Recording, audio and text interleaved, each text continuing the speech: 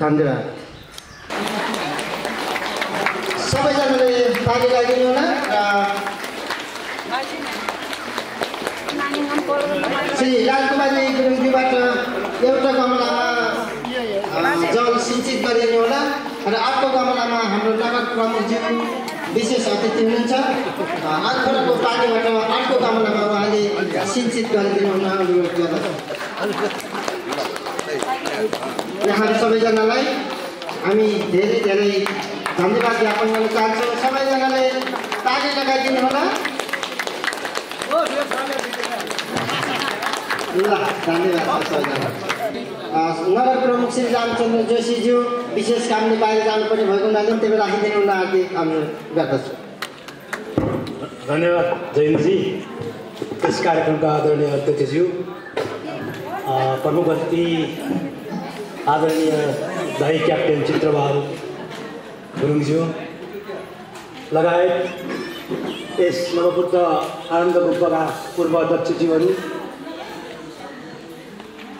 त्यसै गरी ward number Pushpa नगरपालिका वार्ड नम्बर 7 का बडा अध्यक्ष आदरणीय पशुपन दाई, त्यसै गरी थकाली समाजका अध्यक्ष लगायत पूर्व अध्यक्षहरू, सम्पूर्ण साथीहरू, त्यसै गरी पाल्ती चौरबाट आउनुभएका भजन मण्डली आदरणीय दिदीबहिनी तथा दाजुभाइहरू, उपस्थित सम्पूर्ण यस कार्यक्रममा उपस्थित सम्पूर्ण आदरणीय दाजुभाइ तथा दिदीबहिनीहरू, म आज अलि धेरै समय पनि बस्थेँ होला। आज 6-7 ठाउँमा एक पूर्णिमाको दिन कार्यक्रम पर्दो रहेछ। त्यस कारणले 3-4 ठाउँमा भ्याएँ। अझ केही ठाउँ जानको लागि चाहिँ मलाई अलिक समय चाहिएको हुनाले तपाईँहरू बिच धेरै समयमा बस्न नपाउने भएँ। तैपनि आज गौतम बुद्धको 2569औं जन्मदिनको दिन चाहिँ यो अत्यन्त महत्त्वपूर्ण कार्यक्रम हो। संसारभरि यति साह्रो गाह्रो छ, मान्छेलाई तनाव छ, दुःखी छन् मान्छेहरू, सुखी छैनन्। त्यो बुद्धको उपदेश अहिले पनि बल्ल खाँचो हुँदै आएको छ। अहिले त पहिला त एसियाका केही देशहरू, हामी इन्डिया नेपाल जस्ता मान्छेले बुद्धको कुरा गर्छौँ भने अहिले युरोपमा पनि बुद्धको ठुल्ठुलो मूर्तिहरू बनेका छन्। बुद्धको महत्त्व सबैले देखेका छन्। त्यस कारणले यहाँहरूलाई पनि सधैँ सुखी र शान्त रहनको लागि बुद्ध भगवान्ले आशीर्वाद दियोस् भन्दै म मेरो धेरै लामो अरू कार्यक्रम भएको हुनाले यहाँहरू सबैलाई हार्दिक बिदा हुन्छु। र राम्रो नभए पनि हाम्रो मायाको चिन्हलाई माया गरेर राखिदिनु होला। नगर प्रमुखजीलाई एकछिन भए पनि हाम्रो कार्यक्रमको शोभा बढाइदिनु भएकोमा धेरै धेरै धन्यवाद दिन चाहन्छु। उहाँहरूले पनि यहाँ आफ्नो तर्फबाट हामीलाई धेरै आर्थिक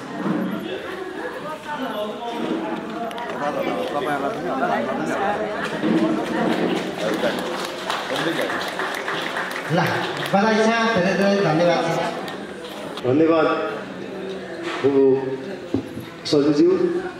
2569औं बुद्ध जयन्तीको आजका अध्यक्षज्यू र प्रमुख अतिथिज्यू र विशिष्ट अतिथिज्यू र अतिथिज्यूहरू, आज यस आनन्द गुम्बाको प्राङ्गणमा हुन गइरहेको यो ब्रेड र्यालीसँगै हामी आज सानो खाना भोजनको कार्यक्रमबाट यहाँ जम्मा भएका छौँ। यस बुद्ध जयन्तीको उपलक्ष्यमा सम्पूर्णलाई धेरै धेरै शुभकामना छ र भन्दै मेरो दुईटा शब्द यहीँ टुङ्गाउँछु। हस्त धन्यवाद। सबैजना नमस्कार। 2569औं बुद्ध जयन्ती कार्यक्रमको दर्शक आदरणीय दाई जयेन्द्रमान गुरुङज्यू, यसै कार्यक्रमका अथवा 2569औं बुद्ध जयन्तीको मूल आयोजक समितिका अध्यक्ष बहिनी नवबुद्ध आश्रमका अध्यक्ष बहिनी गुरुङज्यू, हाम्रो निमन्त्रणलाई स्वीकारेर प्रमुख अतिथिको रूपमा आउनुभएका आदरणीय दाई क्याप्टेन चित्रबहादुर गुरुङज्यू र भाउजू लालकुमारी गुरुङज्यू र विशिष्ट अतिथिको रूपमा त गइसक्नु भएको छ, उहाँलाई नजराउँ। र हाम्रो हङकङबाट आउनुभएका देवप्रसाद दाई र यसै गुम्बासँग जोडिएका अथवा यो गुम्बासँग आबद्ध भएका मोदीकाली बुद्ध विकास सेवा समाजका आदरणीय दाई टेकबहादुर गुरुङज्यू र ब्याडमिन्टन सङ्घ पर्वतका अध्यक्ष प्रेम गुरुङ माइला र गुरुङ पूर्णमती कृष्ण नगरपालिका नम्बर 3 महेन्द्र कुमार गुरुङज्यू, थगली सेवा समाजका केन्द्रीय सदस्य राजु तुलाचन्दज्यू, थगली सेवा समाजको पर्वतका अध्यक्ष चित्रबहादुर तुलाचन्दज्यू र हाम्रो यो बुद्ध जयन्तीको अवसरमा हामीले 2 जना वयोवृद्धहरू अथवा ज्येष्ठ नागरिकहरूले चाहिँ सम्मान गर्न गएका थियौँ। त्यसमा चाहिँ हाम्रो आसन ग्रहण गर्नुभएको छ सुखराम दाजु। सबैजनालाई 2569औं बुद्ध जयन्तीको हार्दिक मङ्गल शुभकामना र मोदी गाउँपालिका पातिचौर भजन मण्डली पार्वती भजन मण्डलीका सचिव राजु शर्माज्यू, सबैजनालाई मेरो तर्फबाट र मेरो व्यक्तिगत तर्फबाट र यो समाजको तर्फबाट म हार्दिक शुभकामना व्यक्त गर्न चाहन्छु। भगवान बुद्धले भनेका उपदेशहरू तपाईँ हामीले चाहिँ व्यवहारमा ल्याउन सक्यौँ भने यो विज्ञानसँग छ भनेर भन्नु पर्दैन। जुन आज हामीले प्रभात रेली गऱ्यौँ त्यसमा तपाईँहरूले आनन्द मान्नुभयो होला। हाम्रो बौद्ध ग्रन्थअनुसार त्रिपिटक मध्येको त्यही सबभन्दा ठुलो ग्रन्थ 212 ठेली चाहिँ अहिले आज हामी नगर परिक्रमा गऱ्यौँ। यो पवित्र भूमिमा यो ग्रन्थलाई जहाँ पुगेको छ त्यहाँ जति पनि संसारमा रहेका जीव अथवा सास फेर्न सक्ने जति पनि प्राणीहरूलाई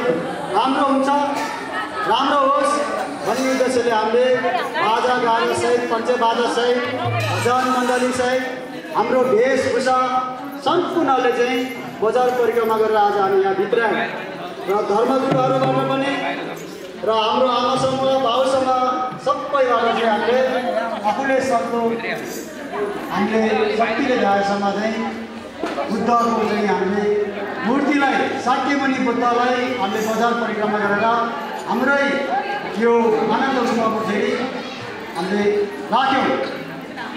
योबाट के सन्देश जाओस् भने जति पनि संसारमा भएको प्राणीहरू छ हामी सबैको कल्याण होस्, उत्तर होस्, रोग व्याधि नहोस्, शान्तिको शान्ति होस्, शुभमङ्गल होस् भन्ने मलाई लागेको छ। र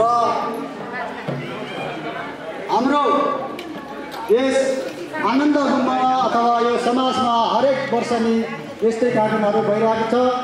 आज यो 84 पूजाले गर्दाखेरि चाहिँ हाम्रो चाहिँ निमन्त्रण गर्ने पाहुनाहरू हुन्थ्यो, उहाँहरू चाहिँ समय दिन सक्नु भएन। त्यसको लागि चाहिँ अब अहिले यो 84 पूजा बुद्ध पूर्णिमा यो भगवान् बुद्धले ज्ञान प्राप्त गरेको पनि, परिनिर्वाण गरेको पनि र जन्मदिन पनि धर्मतला लुम्बिनी दिवसको दिनमा 2649औं बुद्ध जयन्ती हो, 2614औं बुद्ध ज्ञान प्राप्त दिन हो, 2569औं चाहिँ बुद्ध परिनिर्वाणको दिन हो भन्छ। तर यो कुरामा बाजिएको छ, हाम्रो धर्मगुरुहरूबाट बाजिएको हुनाले गर्दा त्यसलाई हामीले निर्गल गर्न नसकेको कारणले गर्दा 2569औं बुद्ध जयन्तीको उपलक्ष्यमा चाहिँ हामी मनाउँदै आइरहेका छौँ। यो सम्बन्धलाई थाइल्यान्डमा, भियतनाममा यो उनीहरूको चाहिँ हाम्रो विक्रम सम्बन्ध सत्तै उहाँहरूको चाहिँ सम्बन्ध चलेको हुन्छ। तपाईँहरू थाइल्यान्ड, भियतनामतिर गयो भने बुद्ध जन्मेकै दिनबाट चाहिँ उहाँहरूको सम्बन्ध चलेको हुन्छ। यति भन्दै म निवर्तमान अध्यक्षको हिसाबले मेरो आफ्नो 2-4 शब्द यही अन्त्य गर्न चाहन्छु। फेरि पनि भगवान् बुद्धले ज्ञान प्राप्त गरेको, देह त्याग गरेको र जन्मदिन पनि परेको हुनाले, त्रिसंयोग दिन परेको हुनाले गर्दा यसलाई हामीले चाहिँ आफू सक्दो सबैजना मिलेर मनायौँ। यसको लागि तपाईँहरू सबैलाई शुभकामना, धेरै धेरै शुभकामना। सबैको मङ्गल होस्, सुखी होस्। भगवान् बुद्धले दीर्घायु सबैलाई हाम्रो यहाँ मात्रै नभए संसारभरि शान्त होस् भन्ने चाहिँ जहाँ जहाँ आकाश फैलिएको छ त्यहीसम्म हाम्रो धर्म अथवा यो बुद्धको मार्ग फैलिएर जाओस् भन्दै मेरो 2-4 शब्द यही अन्त्य गर्न चाहन्छु र केही भुलचुक भयो भने माफी माग्न चाहन्छु। हस्त जय बुद्ध। हाम्रो पनि मङ्गल होस्, सबैको मङ्गल होस्। शुभ मङ्गलम, शुभ मङ्गलम, शुभ।